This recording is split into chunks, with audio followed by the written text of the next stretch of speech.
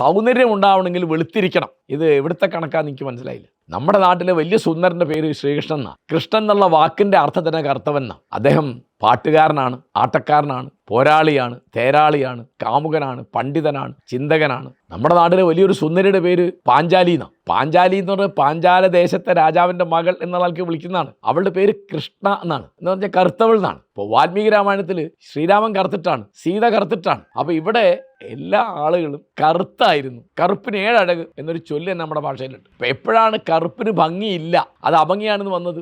എൻ്റെ കണക്കിന് ഇംഗ്ലീഷുകാർ നാട് ഭരിച്ചതിന് ശേഷമാണ്. 1757 പ്ലാസി യുദ്ധം കഴിഞ്ഞിട്ടാണ് ഇംഗ്ലീഷുകാർ ഇവിടെ കാലുറപ്പിക്കുന്നത്. അപ്പോൾ ഒരു 200 കൊല്ലക്കാലം ഇംഗ്ലീഷുകാർ ഭരിച്ചു. അപ്പോൾ എന്തുണ്ടായി?